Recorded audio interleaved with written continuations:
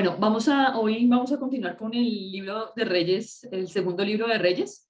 Eh, la semana pasada quedamos en que Ocosías, hijo de Acab, empezó a reinar, reinó a 2 años y sirvió a Baal y lo adoró, hizo todo lo que no debía hacer. Y vamos entonces a continuar con Segunda de Reyes. Acuérdense que el profeta que estaba en ese momento era Elías, que habíamos hablado de cómo no tenía miedo, no tenía temor y el Señor le concedía todo lo que él necesitaba. Dice en Segunda de Reyes 1, del 2 al 4, dice, y Ocosías cayó por la ventana de una sala de la casa que tenía en Samaria, y estando enfermo envió mensajeros y les dijo, id y consultad a Baal Zebú, dios de Ecrón, si he de sanar de esta mi enfermedad. Ocosías reinaba en ese momento en Israel. Obviamente hacía lo malo, todos los reyes de Israel ya hemos visto que hacían lo malo, y se enferma y decide enviar a un mensajero a que consulte a uno de los profetas de Baal Zebú, del dios de Cron, en vez de enviar, o sea, en vez de hacer las cosas como eran y pedirle a Jehová que le dijera, o pedirle a uno de los profetas de Jehová que le dijera. Entonces dice que el ángel de Jehová habló a Elías Tisbita diciendo, levántate y sube a encontrarte con los mensajeros del rey de Samaria y diles, no hay Dios en Israel que vais a consultar a Baal Zebú, dios de Ecrón. Por tanto, así ha dicho Jehová, del lecho en el que estás no te levantarás, sino que ciertamente morirás. Y Elías se fue.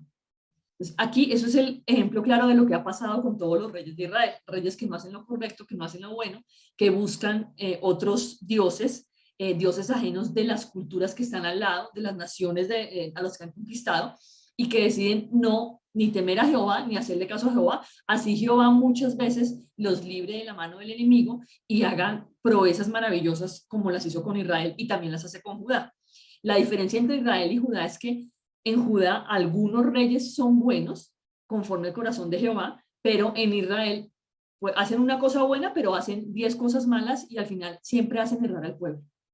Entonces, esto es clarísimo, tenemos que nuestro Dios sea Jehová, que nosotros cuando tengamos que consultar algo, que tenemos dudas sobre nuestra vida, pues al que consultemos sea de verdad al Señor y no a dioses ajenos o a personas que conocemos que seguramente no nos van a dar los mejores consejos.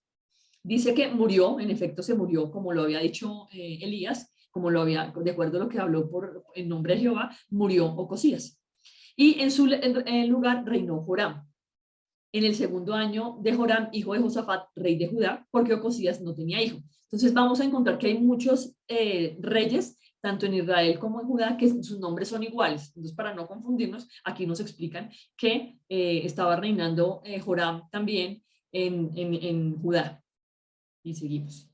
Y aquí vamos a entrar con Eliseo. Eliseo es un profeta. Es el profeta que va a suceder a Elías.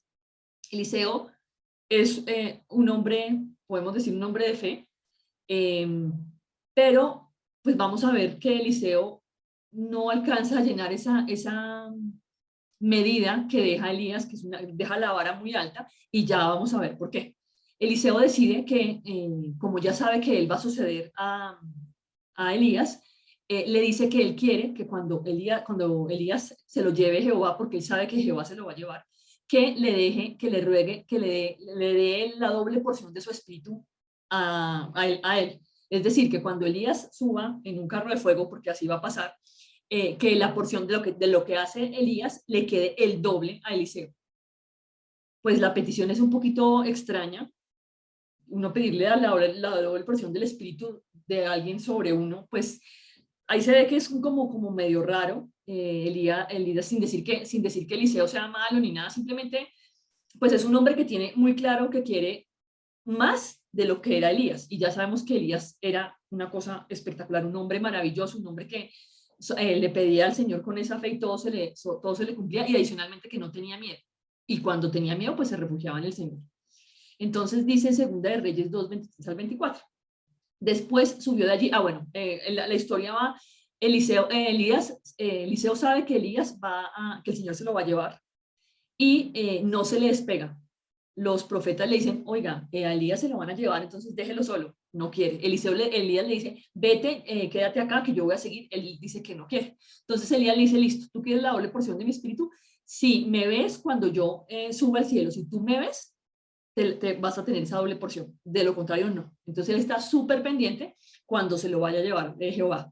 Resulta que ellos van a pasar el río y en efecto se los lleva al carro, se lleva el carro de fuego a Elías y Eliseo ve y adicionalmente se queda con el manto de Elías. Y en efecto, pues es lleno de esa sabiduría que pues va a tener algunas diferencias con lo que hace Elías. Y aquí empieza como la historia de Eliseo. Dice que subió de allí a Betel. Eliseo no va a vivir como vivía Elías, que Elías, acordémonos que vivía solo, vivió en una cueva, vivió con una viuda, pero Elías era como muy solito. Eliseo no, Eliseo vive con otros profetas. Eliseo está rodeado de personas. Entonces dice que él subió de allí a Betel y subiendo por el camino salieron unos muchachos de la ciudad y se burlaban de él diciéndole, calvo, sube. Y mirando él atrás los vio y los maldijo en el nombre de Jehová. Y salieron 2 osos del monte y despedazaron de ellos a 42 muchachos. Esta historia es bastante peculiar. Este hombre de Dios, hay unos chinitos montándosela, como decimos aquí en Colombia, fastidiándole y diciéndole que suba, que es calvo, molestándolo porque es calvo. Y él, que es un hombre de Dios, decide molestarse por eso y hacer que 2 osos acaben con esos muchachos. Entonces no sé hasta qué punto ese doble espíritu, esa doble porción que él pidió del espíritu de Elías, la esté utilizando para lo correcto. Eso es como una incógnita que me queda y que pues nosotros también debemos pensar que los dones que tenemos, que las cosas que hacemos a diario, de verdad sean para servir al Señor. Que no seamos de doble ánimo, que no utilicemos algunas cosas para el mundo y otras cosas para Dios, sino que seamos rectos y que todo lo que nosotros tenemos lo utilicemos es para el servicio de Dios. Y obviamente la ira que le generó a Eliseo que los muchachitos se burlaran de él, pues seguramente es entendible, se estaban burlando porque era calvo, pero pues hasta qué punto él tenía el derecho de acabar con 42 vidas de unos niños. Entonces, también para pensar que las historias de la Biblia son historias que, aunque sucedieron hace tantos años, están en este momento vigentes y nos dejan un mensaje clarísimo de cómo tenemos que actuar ante cada cosa que suceda a diario. Después, entonces, viene la victoria sobre Moab. Se unieron 3 reyes, el rey de Israel, el rey de Judá y el rey de Edom. Y ellos querían para subir contra Moab. Y resulta que estaban como, no estaban seguros si iban o no iban a poder ganarles. Y consultaron al profeta y el profeta les dijo que en efecto, pues ellos iban a ganar. Y pues como todo lo que dice el Señor se cumplió y en efecto le ganaron a Moab. Eso está en Segunda de Reyes 3:12, bueno, todo el capítulo, una parte del capítulo 3, dice así. Y Josafat dijo, este tendrá palabra de Jehová. Y descendieron a él el rey de Israel y Josafat y el rey de Edom.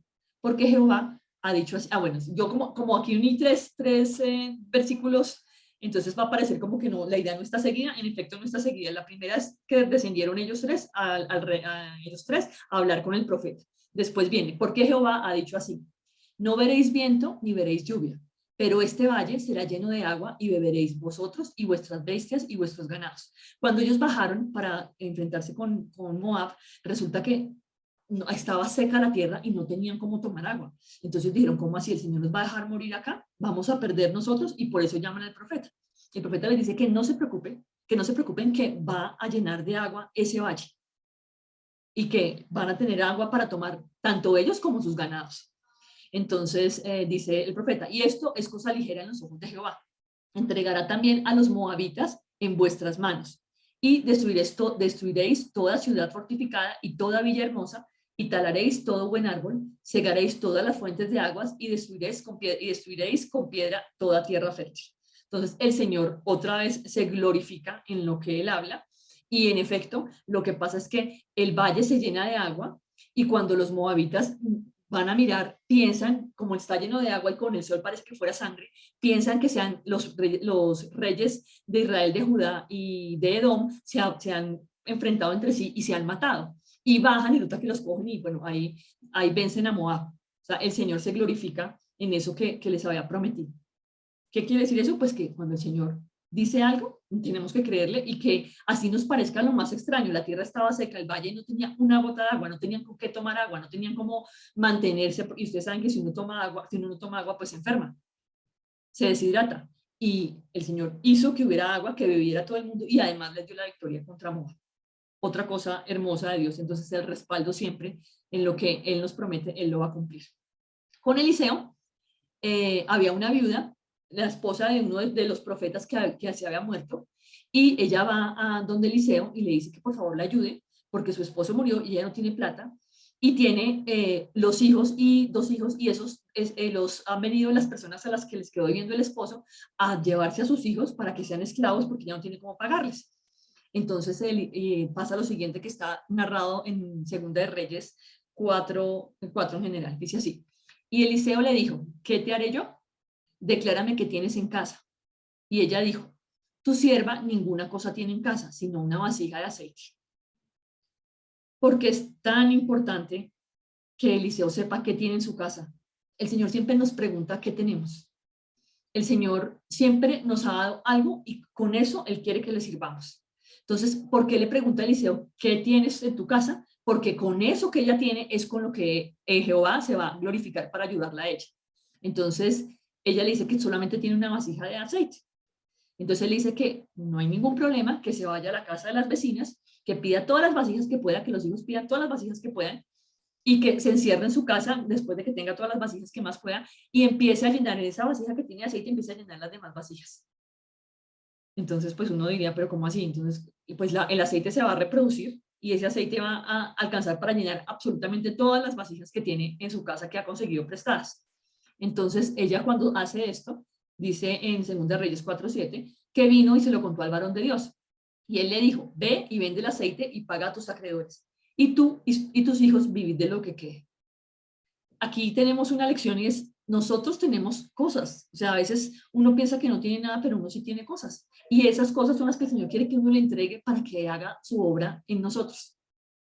Entonces, preguntémonos, ¿qué tenemos nosotros para poder hacer que el Señor, para poder dejar que el Señor haga la obra en cada uno? Que a veces es una cosa que no nos preguntamos. A veces le pedimos al Señor cosas, pero no le ofrecemos lo que tenemos. Entonces, que sea el mensaje clarísimo y es, si nosotros tenemos algo, eso se lo debemos ofrecer al Señor y el Señor con eso nos va a traer lo que necesitamos. Pero tenemos que ofrecerle eso que tenemos, porque al final todo lo que tenemos nos lo ha dado el Señor. Después viene una historia que a mí me parece hermosa y es Eliseo con una tsunamita. Resulta que había una señora que tenía un esposo y ella sabía que Eliseo era un varón de Dios. Y ella decidió construir una habitación para que él se quedara. Cuando ella construye la habitación, pues a Eliseo le parece como extraño, pero pues obviamente le acepta la invitación y cuando pues pasa por allá se queda. Y él le dice que quiere que él le dé. Pues él dice, ella está buscando algo, pero ella le dice que ella no quiere nada, simplemente pues que se quede, que duerma ahí. O sea, ella quería hacer un servicio para ese varón de Dios. Y él le dice a ella, le promete que va a tener un hijo, y que al siguiente año, pero entonces él dice que no se burle de ella porque pues el esposo ya es muy mayor y que pues que no, que ya no cree que va a tener un hijo. Y en efecto, al año exacto, ella tiene un hijo. Y tiene ese hijo, está feliz con su hijo. Y resulta que un día el niño se enferma y el niño se va a llevar la comida al papá. Y cuando está ahí, el niño se queja y se queja que le duele la cabeza y el niño se muere.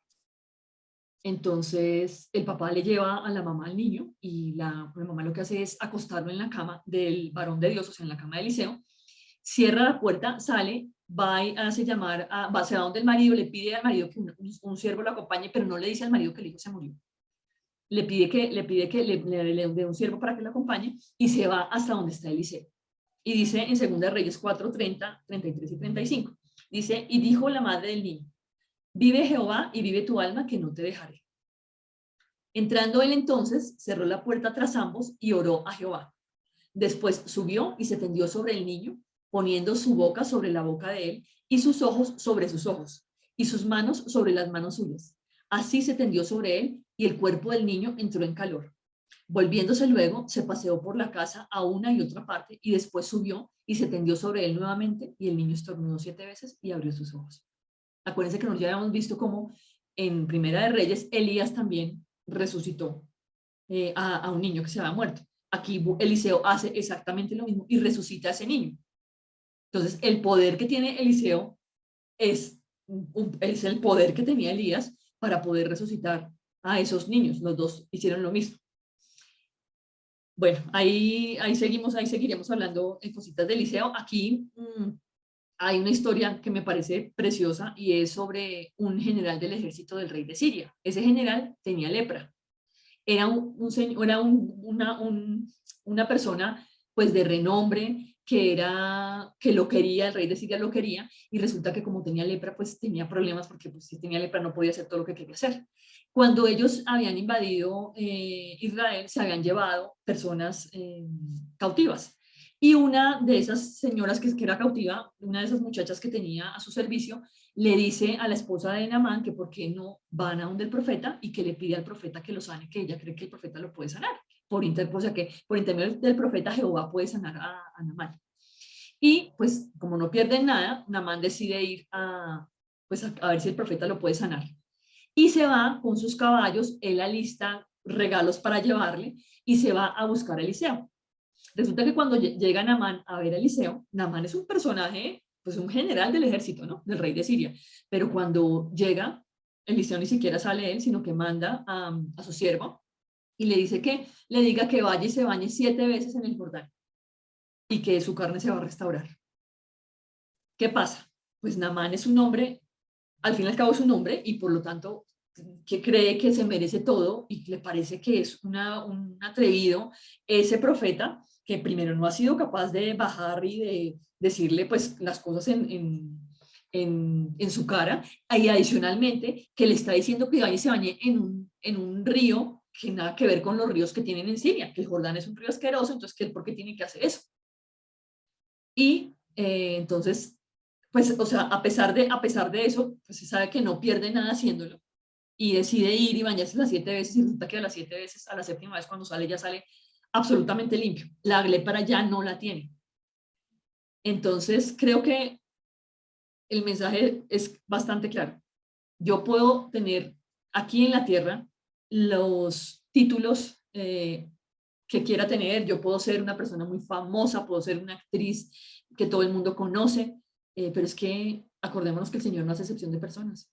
Y Eliseo sabía que él iba a buscarlo y sabía lo que necesitaba y simplemente le dijo lo que tenía que hacer. Y Naamán al final venció ese orgullo y decidió hacer caso y como hace caso, pues es sanado. Entonces el Señor se glorifica. ¿Y qué hace Naamán? Pues Naamán se da cuenta que el único y verdadero Dios es Jehová.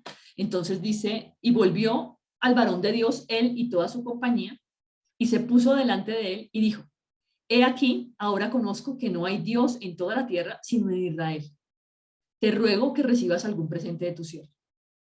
Entonces, ese hombre súper agradecido, un hombre que ha recuperado completamente la salud, que ya no tiene lepra, quiere de alguna manera servirle a ese profeta, darle algo, porque a veces nosotros pensamos que lo material es lo que importa, y eso es para la gente del mundo. Pero cuando nosotros somos de Dios, cuando pertenecemos al reino, nosotros no necesitamos a veces cosas materiales. Entonces el Eliseo le dice que no quiere nada, pero el criado de Eliseo, que se las da de muy vivo, decide que le va a aceptar y va y le dice que cuando él se va yendo, va hasta allá y le dice que no, que es que sí, que Eliseo sí quiere que por favor le dé para unas personas que llegaron unos vestidos y que le dé unas cositas ahí y resulta que cuando el siervo vuelve donde Eliseo, Eliseo le pregunta que dónde ha estado y él no le dice, pero Eliseo ya lo sabe y le dice que como él estaba, le pidió cosas a Naamán, que la lepra que tenía Naamán se le va a pegar a ese siervo. Eh, pues por decir que a veces la avaricia, a veces el pensar que es que con cosas materiales vamos a poder tener, porque si tengamos muchas cosas materiales vamos a poder tener quietud, paz, felicidad, eso no es verdad, eso no es verdad y a veces las cosas materiales lo que hacen es corrompernos. Entonces pienso que aquí nuestra actitud tiene que ser, que nuestra actitud siempre tiene que ser como la de Naamán, cuando rompió su orgullo, hizo lo que el Señor le estaba diciendo que hiciera Además quería agradecerle de alguna forma, y el mejor agradecimiento que podía tener fue el que él mismo le dijo, y es que él adoraba al único Dios, lo iba a adorar, que lo perdonara el Señor si cuando iba a acompañar al rey de Siria le tocaba como arrodillarse para tener al rey, pues delante del Dios de Siria. Pero de verdad que descubrió que había ese rey, que estaba ese rey de reyes que era Jehová, y decidió obedecerle. En cambio, el criado, en medio de sus ganas por tener cosas materiales, pues no le fue muy bien y le dio lepra. Seguimos con Eliseo y los sirios. Resulta que siguen en guerra con Siria, siguen en la guerra con Siria, y todo lo que el rey sirio habla con su gente, de dónde van a estar, de dónde se van a ubicar para atacar a Israel, Eliseo lo sabe todo y Eliseo le avisa al rey para que tenga cuidado y no, pues que no se vayan a dejar atacar por ellos. Entonces el rey se molesta y piensa que hay alguna persona ahí que está soltándole cositas a alguien y por eso el rey se está enterando. Y uno de sus oficiales le dice, no es que esté pasando eso, es que Eliseo, que es el profeta de Jehová, todo lo que tú digas acá, es como si lo estuviera escuchando acá con nosotros. Entonces todo lo que tú hablas, él lo sabe. Y él va y se lo dice al rey. Entonces el rey sirio se molesta y decide ir a atacar a Eliseo. Entonces se van todos a atacar a buscar a saber dónde está Eliseo, lo ubican y se van, pues una tropa gigante a coger a Eliseo y a traérselo al rey.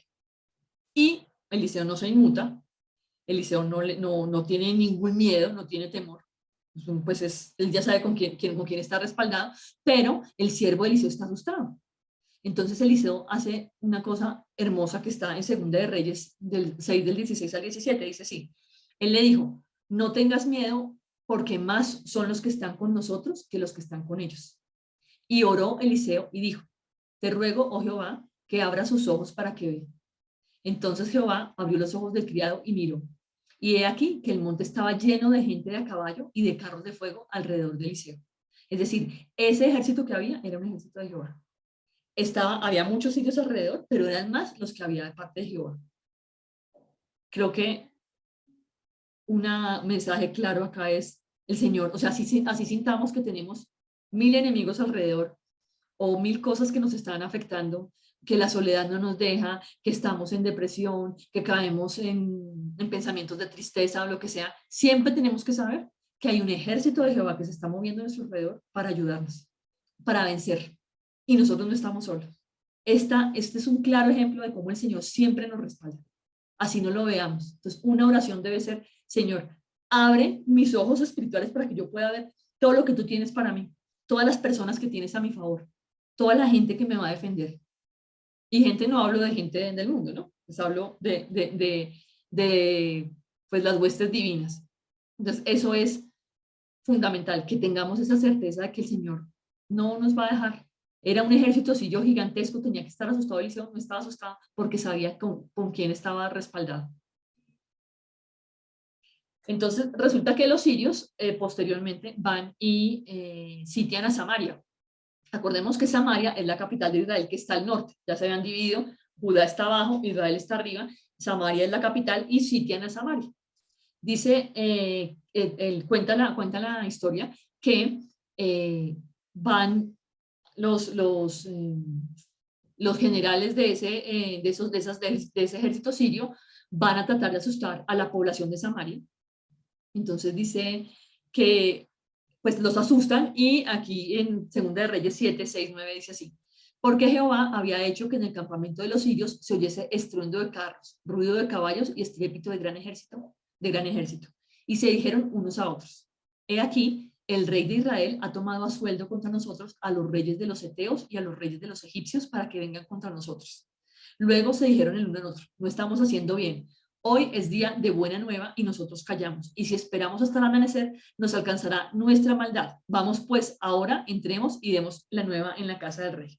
Para contextualizar estos versículos, la historia es que sitian a Samaria y ellos se quedan sin comida. La gente está muriendo de hambre. La gente ya no tiene que hacer, no tiene que comer. Muchas personas se han tenido que comer a sus propios hijos, que es una cosa terrible, porque no tienen comida. Y entonces hay 2 leprosos y esos leprosos están diciendo, pues, ¿qué hacemos nosotros acá? ¿Por qué no nos vamos al campamento de los sirios a ver qué está pasando allá? Resulta que cuando ellos llegan al campamento de los sirios, el campamento de los sirios está desocupado, no hay nadie. Y ellos cogen tesoros, pero dicen, si nosotros nos quedamos callados y no vamos y avisamos al rey, pues eso no va a ser bueno para nosotros. Vamos a tener un castigo por haber hecho esto. ¿Por qué no vamos y le decimos al rey? Y se van para Samaria, dan aviso y pues obviamente lo primero que piensan en Samaria, o sea, los israelitas es que eso es una trampa.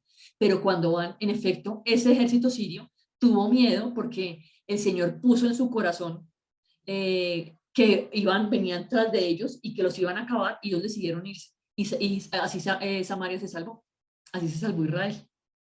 Entonces, mensaje de acá, simplemente si ellos, los leprosos, si hubieran quedado callados, pues no les hubiera servido porque no hubieran liberado a su pueblo, nadie se hubiera enterado y pues todo hubiera salido mal. En cambio, gracias a que ellos fueron y se dieron cuenta, ya se pudieron liberar de ese sitio que tenían de Siria. Entonces, pues que nosotros tenemos que decir las cosas que nosotros tenemos que ver en el momento que es y no dejarnos acobardar por el miedo.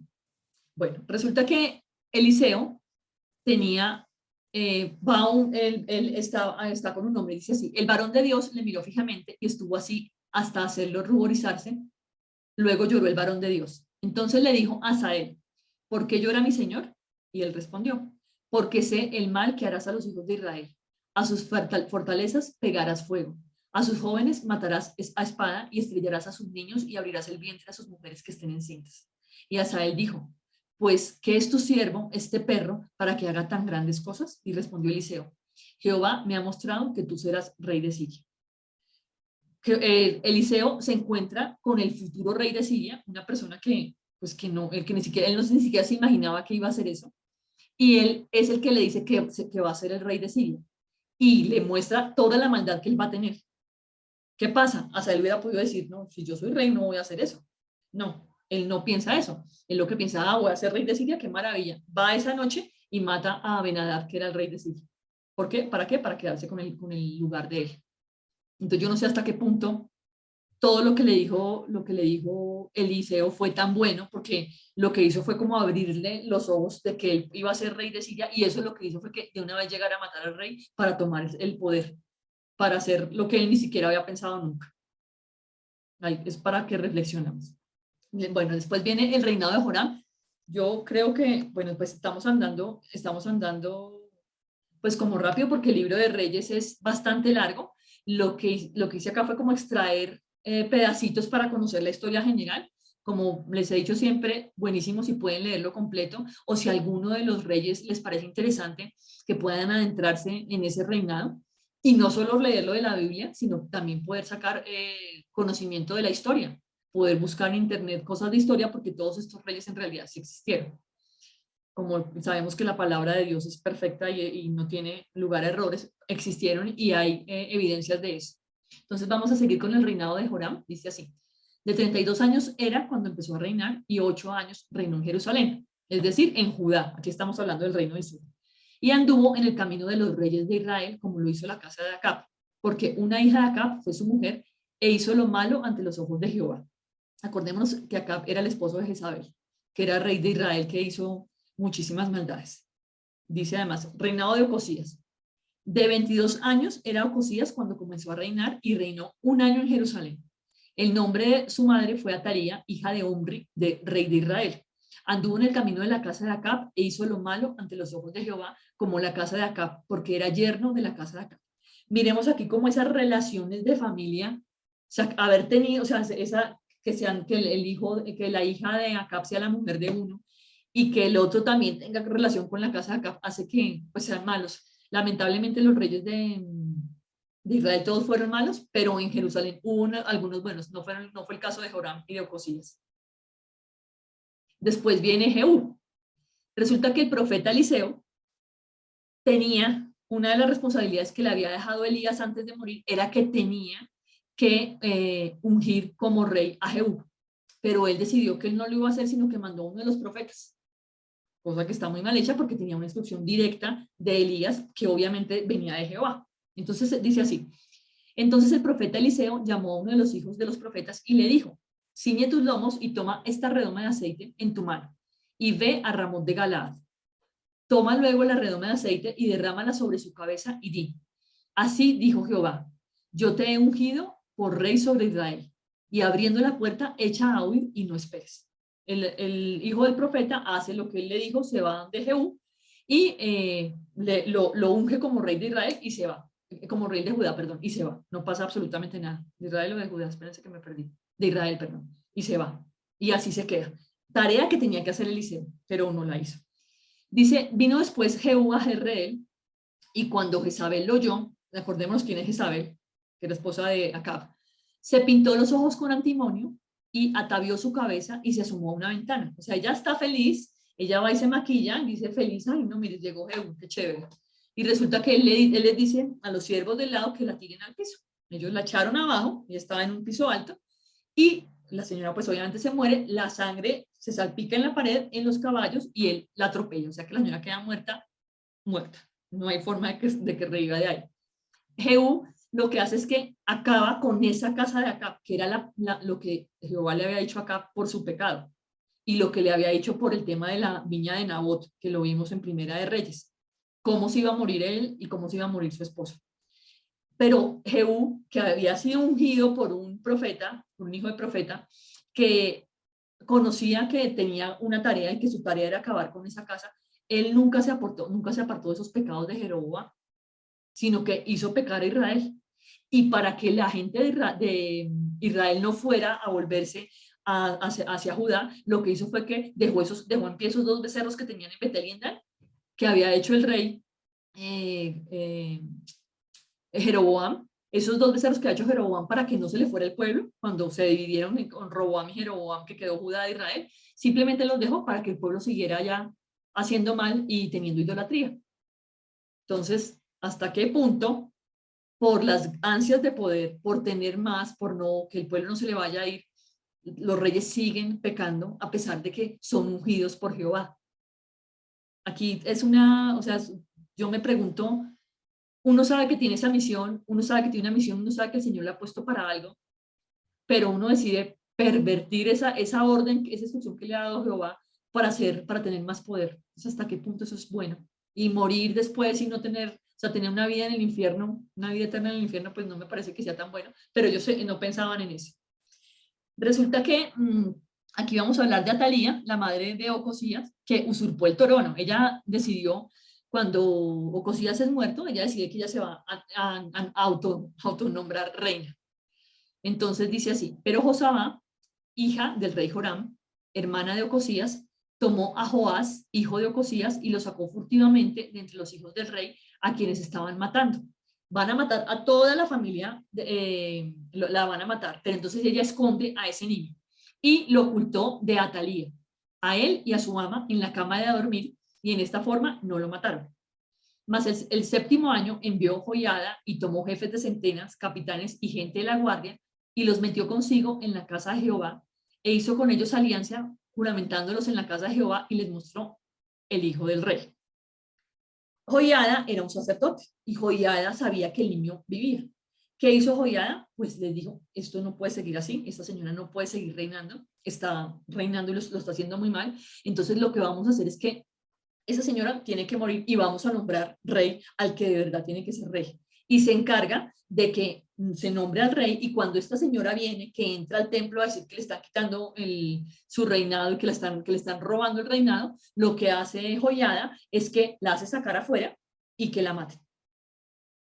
Entonces, como él no quería pervertir, o sea, dañar, ensuciar el templo, pues matando a esa señora, lo que hace es que la maten afuera. Y dice acá, entonces Joiada hizo pacto entre Jehová y el rey y el pueblo, que serían pueblo de Jehová, y asimismo entre el rey y el pueblo. Era Joás de 7 años cuando comenzó a reinar. O sea, era un niño, Joás era un niño, pero Joiada tenía clarísimo que ese niño era el que tenía el derecho al trono, y por eso se encargan de dejarlo en el trono. Todo el tiempo que vivió Joiada, Joás hizo lo correcto. O sea, cuando tenemos una persona que de verdad nos ayuda, nos da buenos consejos o lo que sea, podemos salir adelante, podemos ayudarnos de esa persona y trabajamos en equipo para hacer lo que el Señor quiere. Aquí hice un cuadrito de los reyes de Judá y de los reyes de Israel. Ya sabemos que todos los reyes de Israel fueron malos, pues no fueron conforme al corazón de Jehová, y aquí están los reyes que fueron de acuerdo al corazón de Jehová. Entonces está Joás, que reinó 40 años, fue conforme al corazón de Jehová. Amasías reinó 29, igual. Azarías reinó 52. Azarías era leproso, recordemos que era leproso, reinó 52, era conforme al corazón, y su hijo Jotam reinó, en vez de él, reinó 16, y también era conforme al corazón. Acaz, que hizo pasar a fuego a su hijo, que alababa y amaba las cosas que no debía, copió el altar de Siria y lo trajo y lo puso dentro del templo de Jerusalén. Entonces hizo cosas terribles, pues no era conforme al corazón de Jehová. Y Ezequías, que era conforme al corazón de Jehová, y reinó 29 años. En Israel reinaron Joacás 17 años, Joás 16 años, Jeroboam II 41 años, Zacarías, que reinó 6 meses y lo mató Salum, que después reinó un mes y lo mató Manahem, y Manahem reinó 10 años. O sea, esto es terrible. Aquí eran una mano de asesinatos, de hacer lo que no corresponde. O sea, Israel lamentablemente va a caer primero que Judá, porque en Judá, pues como vemos, había varios reyes que estaban conforme al corazón de Jehová. Pero aquí Judá se empieza a poner como terrible, porque Manasés después reinó 55 años y fue un reinado terrible, no era conforme al corazón de Jehová. Después vino Amón, que reinó 2 años y tampoco era conforme al corazón de Jehová. Después vino Josías, que fue un rey maravilloso, que hizo un montón de cosas espectaculares por Judá. Era conforme al corazón de Jehová, pero lamentablemente su hijo, que reinó 3 meses, y las personas que siguieron, los reyes que siguieron después de su descendencia, fueron todos malos, y pues al final al final Judá también va a caer, el reino de Judá va a caer. En Israel después reinó Pecaía 2 años, que no era conforme al corazón de Jehová, Peca 20 años y Oseas 9 años. Cuando Oseas reina es cuando Asiria invade Israel, se lleva a todo el mundo, saca, o sea, deja a Israel a la tierra de Samaria desocupada, y hasta ahí llega Israel. Ahí se acaba, en las 10 tribus de Israel, ahí se acaba esa parte de Israel. O sea, ahí ya no había ya más reino de Israel cuando llegan a Oseas. Pero mire que acá dura algunos meses, algunos reyes adicionales hay acá, pero ya todos eran malos. Entonces, lamentablemente, lo que se ve es que van como en picada. Y aquí narran, en Segunda de Reyes 17, narran la caída de Samaria. Dice que Jehová amonestó a Israel y a Judá por medio de todos los profetas y de todos los videntes, diciendo: volveos de vuestros malos caminos y guardad mis mandamientos y mis ordenanzas, conforme a todas las leyes que yo prescribí a vuestros padres y que os he enviado por medio de mis siervos los profetas. Mas ellos no obedecieron, antes endurecieron su cerviz como la cerviz de sus padres, los cuales no creyeron en Jehová su Dios. Aquí quiero hacer un comentario acerca de los profetas. Hay una idea falsa sobre los profetas, es que nosotros tenemos en la cabeza que un profeta es aquel que adivina el futuro. Entonces, aquel que le dice a uno: mañana te vas a encontrar, te vas a ganar la lotería, mañana te vas a encontrar 1.000.000 de pesos en la calle. Resulta que un profeta no es eso. Un profeta puede predecir cosas del futuro, pero un profeta es el que ve con los ojos de Jehová, con los ojos del Señor, lo que pasa. O sea, ve el presente, la realidad como la ve el Señor. Y puede interpretar, y seguramente, teniendo en cuenta eso, puede decir lo que va a pasar. Los profetas durante todo el tiempo, Elías lo hizo, Eliseo lo hizo, vamos a ver que Isaías también, ahorita que llegamos al rey Ezequías, vamos a ver que también está Isaías. Todos lo que hacían era decirles: oiga, tienen que cambiar, vuélvanse al Señor, hagan las cosas correctamente, no tengan imágenes, no hagan cosas que no le gustan al Señor, obedezcan. Pero a los profetas no les hacían caso, a los profetas los tomaban por locos. Y pues eso, el Señor, como hablamos el día que hablamos de la venganza del Señor, pues el Señor hace justicia, y el Señor pues no quiere en un pueblo desobediente.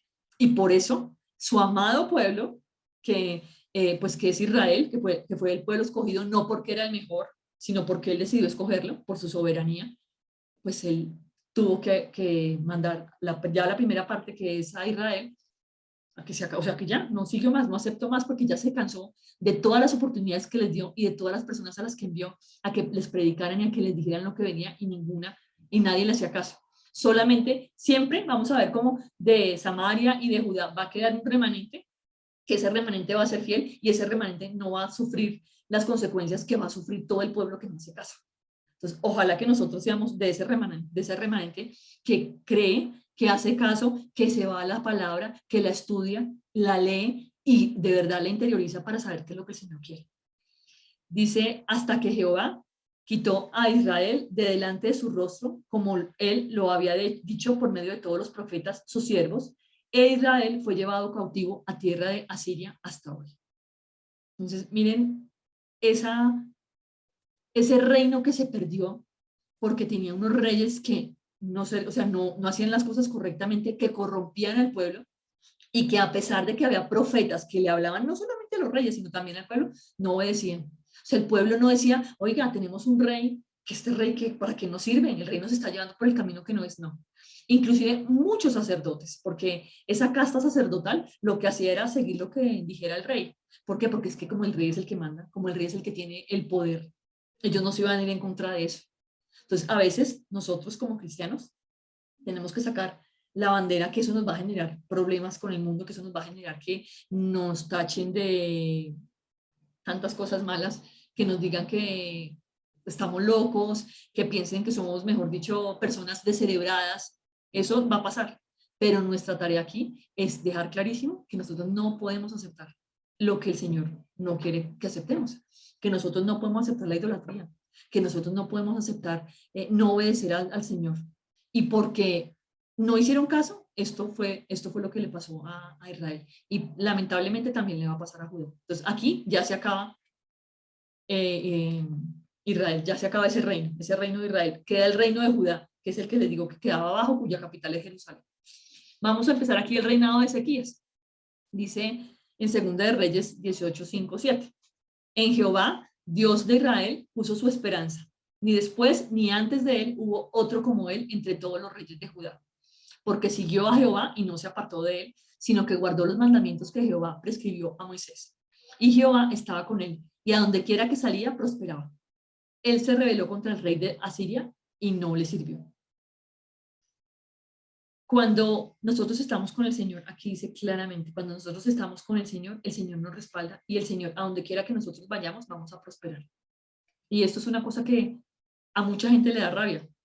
Claro, los cristianos pasan pruebas duras, nosotros también lloramos, gracias a Dios lloramos, a nosotros no nos va bien en todo, pero el Señor nos prospera. Gústele a quien le guste, el Señor está con nosotros. Cuando nosotros somos obedientes, cuando nosotros decidimos creer que el Señor está acá, que no nos suelta de su mano, vamos a tener cosas espectaculares en nuestra vida. Y seguramente no van a llegar todas ya. El Señor se toma su tiempo y nos forma. Y en esa formación hay dolor, en esa formación hay tristeza, en esa formación puede haber, obviamente podemos caer en pecado o lo que sea porque no somos perfectos, pero el Señor nos perdona y nos levanta. Eso es lo importante, que sepamos que el Señor está ahí para levantarnos.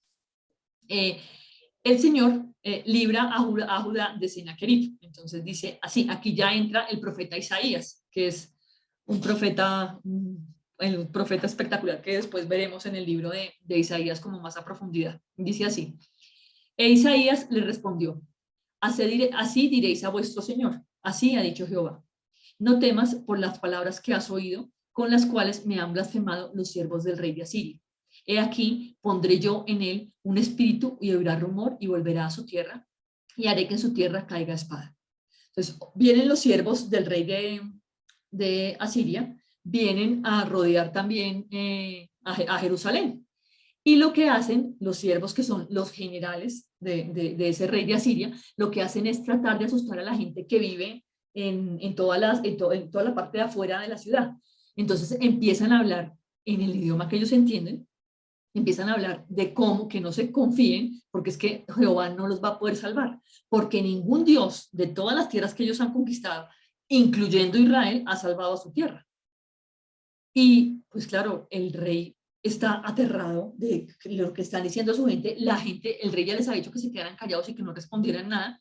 Les estaban tratando de generar temor. Acordémonos que una de las cosas que hacen esas personas que llegan a invadir las ciudades o que llegan a tratar de cambiar el gobierno de una ciudad es generar temor. que nos pasó, que está pasando en este momento en Latinoamérica, pasó en Chile, pasó en Perú, pasó en Ecuador, pasa en Colombia, entonces vienen y acaban con las estaciones del Transmilenio, rompen cosas, se van, acaban con las estaciones de policía, eso está pasando, quieren generar miedo.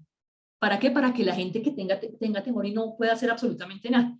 Pero el rey ya sabía que eso iba a pasar, pues el rey no sabía que iba a pasar, pero el rey sabía que esos asirios lo que querían era generar temor y les dijo, no contesten nada. Entonces, pero el rey de Judá sabe que el único que puede salvarlos es Jehová. Y dice así, ahora pues, oh Jehová, Dios nuestro, sálvanos, te ruego, de su mano, para que sepan todos los reinos de la tierra que solo tú, Jehová, eres Dios. Entonces Isaías, el profeta Isaías, hijo de Amós, envió a decir a Ezequías, así ha dicho Jehová, Dios rey de Israel, lo que me pediste acerca de Sennacherib, rey de Asiria, he oído. O sea, el Señor le está diciendo, tú tranquilo, no te preocupes, este rey puede venir aquí a decir lo que quiera decir, que no va a ganar. O sea, aquí el que va a ganar es Jehová. Aquí el que los va a defender es Jehová. Entonces, en efecto, el rey de Asiria se tiene que ir porque escucha un rumor de que están invadiendo algún sitio, se va para allá y resulta que en su casa lo matan. Los dos hijos de él lo matan y hasta ahí le llega.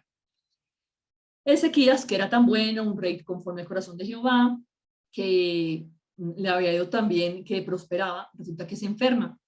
Y el Señor le dice que se va a morir, que arregle todo porque se va a morir. Pero él no lo acepta. Ezequías simplemente no lo acepta. Está llorando en su cama con gran lloro. Dice, lloró Ezequías con gran lloro. Se vuelve y empieza a orar y le pide al Señor que no, que por favor no, que no lo mate, que no se muera, no, que no lo mate, no, perdón, que no se muera, que él no se quiere morir. Y el Señor, que es tan hermoso, decide que le va a dar más tiempo de vida. Entonces, cuando Isaías, porque Isaías ya le dice que se va a morir, Isaías va saliendo cuando Ezequías hace su oración y Isaías se devuelve y le dice que el Señor ha oído su súplica y que no se preocupe que va a vivir. Y Ezequías aquí hace una cosa como extraña, le dice, bueno, ¿qué señal voy a tener de que Jehová me sanará y que subiré a la casa de Jehová al tercer día? Y uno dice, después de todo el respaldo que ha tenido Ezequías de Jehová, después de todo lo que le ha creído, y él decide pedirle al Señor que le dé una señal. O sea, es extraño que nos puede pasar a nosotros, que nos pasa todo el tiempo, que sabemos que el Señor nos respalda, sabemos que está con nosotros, pero sin embargo, en algún momento como que tenemos miedo y le pedimos al Señor una señal. Entonces, lo que le dice Ezequías es que haga volver la sombra por los grados que había descendido en el reloj de Acaz y en efecto el Señor hace eso. El Señor le hace lo que él pide, le muestra su prueba, le da la señal y sana a Ezequías. Y cuando Ezequías sana, pasa una cosa muy triste. Y es que Ezequías se llena de orgullo, se llena seguramente de felicidad, claro, el Señor lo ha salvado, pero no hace las cosas correctamente y vienen a visitarlo, pues todas las tierras, las naciones de al lado vienen a felicitarlo porque vivió y por todo lo que ha logrado, porque así ya no lo invadió. Y entre ellos vienen unos enviados del rey Nabucodonosor de Babilonia. Y él decide que vean todo lo que tiene su casa, todas sus riquezas, que entren al templo, que vean sus tesoros sin ningún problema. Y ni siquiera les dice que eso que tiene es Jehová el que se los ha dado, no, el que se lo ha dado, no. Él muestra todo con gran orgullo, con orgullo de hombre, con orgullo de ser humano, les muestra todo sin ningún problema. Entonces Isaías viene y le dice a Ezequías, ¿quién te vino a visitar? Y él le dice, no, vinieron unas personas aquí del rey de Nabucodonosor y yo les mostré absolutamente todo. Isaías le dice, bueno, qué bueno que les hayas mostrado todo, porque pues esto no es para tu bien. Y dice así, y le volvieron a decir, ¿qué vieron en tu casa? Perdóname. Y él le volvió a decir, ¿qué vieron en tu casa? Y Ezequías respondió, vieron todo lo que había en mi casa, nada quedó en mis tesoros que no les mostrase. He aquí, vienen días en que todo lo que está en tu casa y todo lo que tus padres han ateso, perdón, es que aquí me quedo cortado. Entonces Ezequías dijo, bueno, entonces todo lo que han atesorado sus padres y todo lo que tiene Ezequías, no lo va a tener más. Ya no va a estar, ya va a ser entregado. Entonces Ezequías le dice a Isaías, la palabra de Jehová que has hablado es buena. Después dijo, habrá al menos paz y seguridad en mis días. Miren esta actitud de este hombre que era conforme al corazón de Jehová, que hacía las cosas bien, que pedía, después de que es librado de la muerte, que le dan muchísimos años más para vivir, él decide que no importa lo que pase con Judá, que no importa lo que pase con esta tierra, que no importa porque como él ya va a estar muerto, pues ¿a qué horas le cambió el corazón a Ezequías de esa manera? Para que a él le parezca muy bien que la palabra, que lo que dijo Jehová, en vez de decir, Señor, perdóname, yo no hubiera debido hacer esto, ayúdame, dime cómo hago para resarcir este error que cometí. Él no, simplemente él dice, ah, bueno, chévere, porque va a haber, en mis días va a haber paz y seguridad. Esta actitud es una actitud que vemos normalmente en algunos políticos. Simplemente no les importa lo que pase con su pueblo. ¿Qué pasa? No pasa nada porque pues como ellos están bien. Si ellos roban y el pueblo está aguantando hambre, ¿qué pasa? No pasa nada porque ellos están bien. Aquí nuestra actitud tiene que ser absolutamente distinta. Si yo sé que cometí un error, si yo sé que me equivoqué, si yo sé que el Señor me está diciendo que eso que estoy haciendo no está bien, yo lo que tengo que hacer es arrepentirme y pedirle al Señor que me ayude a cambiar, a hacer un cambio de verdad en eso que estoy haciendo, que me muestre cuál es el camino para que eso no pase. Pero Ezequías no lo hizo. Judá, aquí ya le están diciendo, Judá va a ser llevada, no le importa. Sus hijos van a ser muertos, no importa, porque él va a tener paz y seguridad. Esa es la actitud egoísta que muchas veces tenemos nosotros, los hombres y los seres humanos, porque pensamos que lo más importante en la vida somos nosotros y no es el pueblo en general. Y después viene un rey que es hermoso, que se llama Josías. Dice que antes de, bueno, aquí es importante, antes de Josías reinaron dos que fueron Manasés y Amón. Ellos dos fueron unos reyes terribles, pasaron sus hijos a fuego, fueron agoreros, creían en revisar el tiempo, en revisar cosas, le creían en encantadores y en adivinos y llenaron la tierra de eso. O sea, había muchos encantadores y adivinos por toda parte. Obviamente la Judá está absolutamente corrompida, pero llega Josías, y Josías es un hombre que lo voy a leer acá para que vean lo lindo que dice así. No, mentiras, antes les cuento algo acá. Josías empezó a buscar de verdad al Señor, a buscar agradarle, y lo que hizo fue que quería como restablecer las cosas del templo, sacar toda la inmundicia que habían metido, esas cosas que habían traído de Siria, y quitar eso y de verdad restaurar lo que era el templo del Señor. Cuando están haciendo eso, resulta que encuentran el libro de la ley. Imagínense cómo estaría ese templo que no sabían dónde estaba el libro de la ley. Y leyeron esas palabras que encontraron, las leyeron delante de Josías, y Josías supo y entendió, porque la palabra también da revelación, que era terrible lo que decía ese libro, porque todo lo que decía ese libro ellos lo habían pasado por encima, y que los papás no escucharon, que no hacía nadie nada. Entonces él dijo, no, esto no puede seguir así, esto tiene que cambiar. Yo tengo que de verdad garantizar que mi pueblo haga las cosas que tiene que hacer. Entonces él hizo que le leyeran a todo el pueblo esas palabras de ese libro, que eso es parte de lo que hacemos con este ejercicio de todos los sábados, y es de verdad ir a ese libro a ver qué es lo que está diciendo el Señor, a ver qué es lo que quiere y en qué nos estamos equivocando. Y yo espero que el Espíritu Santo nos dé la sabiduría para entender que hay cosas que a él no le agradan, que a nosotros nos pueden parecer muy bien, pero no le agradan al Señor, y si no le agradan al Señor, pues no son buenas. Y Josías se encargó de que el pueblo tuviera acceso a eso. Miren qué cosa tan maravillosa, que la posibilidad de leer el libro, leer la Biblia, le abrió la alternativa a Josías de que su pueblo tenía que conocerlo. No es que no deben leer la Biblia porque entonces quién sabe qué se van a imaginar. No, su pueblo tenía que conocer la Biblia, su pueblo tenía que leerlo, y ellos tenían que hacer lo que decía ese libro. Dice, a los 18 años del rey Josías fue hecha aquella Pascua a Jehová en Jerusalén. Él leyó lo que decía el libro, supo cómo funcionaba la Pascua e hizo la Pascua, que hacía muchísimo tiempo no se hacía. O sea, imagínense lo hermoso de ese rey, que era conforme al corazón de Jehová y que decidió hacer lo que decía el libro, y decidió que todo el pueblo tenía que de verdad creer que había un solo Dios, que no tenían que tener imágenes. Entonces hizo lo que tenía que hacer para obedecerle al Señor en lo que le decían, lo que decían la palabra.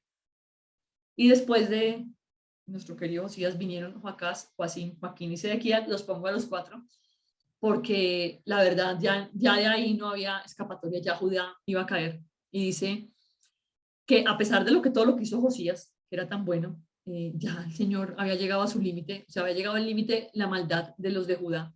Y dice que con todo eso, Jehová no desistió del ardor con que su gran ira se había encendido contra Judá por todas las provocaciones con que Manasés le había irritado. Y dijo Jehová, también quitaré de mi presencia a Judá, como quité a Israel, y desecharé a esta ciudad que había escogido, a Jerusalén, y a la casa de la cual había yo dicho, mi nombre estará allí.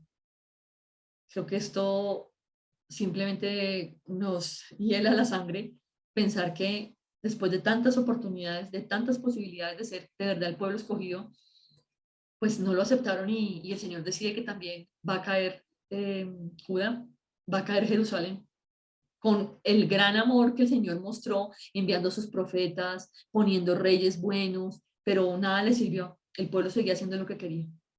Dice que ciertamente vino esto contra Judá por mandato de Jehová para quitarle de su presencia, por los pecados de Manasés y por todo lo que él hizo. Entonces miren como un rey que fue malo, malo, pero malo, malo, que al final Manasés se arrepintió, pero ya había hecho tantas cosas que pues el Señor ya decidió que no lo hacía. Y vino Josías, un rey bueno, pero miren que después vinieron 4 malos.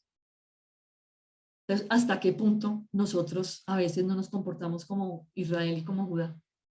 ¿Hasta qué punto nosotros no, a pesar de todo lo que el Señor nos dice, a pesar de todo lo que el Señor nos habla, nosotros decidimos que no es importante o que tenemos otras prioridades o que es más, o que es más relevante para nosotros hacer cosas que no tienen nada que ver con el Señor y no servirle a Él? Yo creo que este libro de Reyes es muy triste, es muy duro y deja ver una realidad que pasa todos los días en nuestros países. ¿Qué pasa aquí en Colombia? ¿Qué está pasando en Chile? ¿Qué pasó? Que gracias a Dios no aprobaron el tema del aborto. Aquí también están peleando por eso.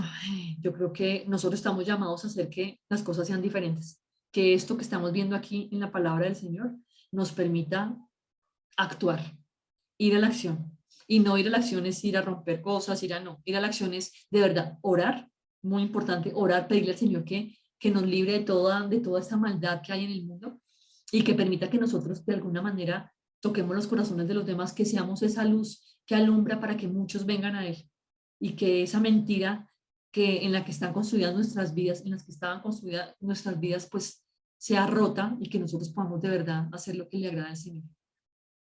Y aquí terminamos el libro de Segunda de Reyes. Yo creo que tiene mensajes claros y concisos. Pienso que es leer lo que pasa actualmente, es ver cómo tenemos una misión y que esa misión tenemos que cumplirla y que debemos de verdad, como hermanos, orar para que este mundo de verdad no caiga en eso que están pretendiendo, por ejemplo, con la agenda globalista, como lo habíamos hablado la vez pasada.